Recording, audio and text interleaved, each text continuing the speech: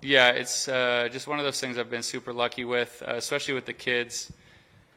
It always puts just things into perspective. I haven't had a very fun, year and a half. So, but when you get a bunch of kids coming up, excited to get, your name on their hat, like at least it makes you feel good inside. Even if you made a bogey, it's definitely something that kind of gives you a nice reality check. So, like I said, I'm just been super lucky with the support I've had for a while now. So, and it's fun then to come to a place I haven't been in a while and get to meet a lot of those people and kind of feel that the love and support here. I guess it's probably an important thing to keep in the back of your mind, but I don't think anybody out here is, you're not just sitting here saying, oh, well, it'll eventually click. Like you'll probably, have some kind of like panic meter of trying to get better. I guess the balance is trying to recognize progress, even if it's not as fast as you would want it to be. So kind of trying to look at little wins here and there, whether it's, a good driving week or good driving day, good round, something like that, and then looking at that as progress instead of being so anal that you need to get back to winning and top 10ing every other week like you used to. So I think that's probably the tough balance, but I don't think anybody out here is struggling and thinking, well, it's a fickle game. I'll have it soon. It seems to go a lot faster than it comes back.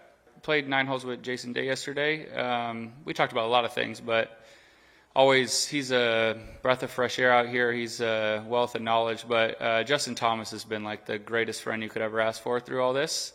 Colin Morikawa has helped too, but Justin and I talk all the time. On his off weeks, he'll check in on me, how it's going. He did it all last week, so I have the utmost respect for him. I owe him a ton, just given his time and the fact that he really cares. So that has been really helpful. Obviously, I'm lucky I got an amazing wife, but it is nice to hear it from people who kind of have gone through, well, not gone through it, but just that play the game, because it's hard to explain at times, why something feeling bad is so disruptive. And then obviously you get to listen to a 2-time major champion. He's won a ton of golf tournaments out here. It's very fortunate to have somebody like that to lean on. Oh, no. The reason for that was just the vitriol you read online. It has become a safe haven for people who are, I think, angry themselves. It is quite absurd what people, how comfortable people feel writing awful things. I step away a lot also from Instagram, but I feel like that's been a bit less crazy, although it's still not great, so I take my breaks from that. But yeah, I just if you wouldn't choose to like sit around a table with somebody who's being that mean, I don't know, you would always get up. If you were right there and someone was being rude to you, you'd either ask them to leave or you would leave. So yeah, Twitter or X or whatever is an awful place. It took me a while to catch on to how impactful that can be and how much of a waste of energy. But I miss the connection with the fans, but nothing comes without,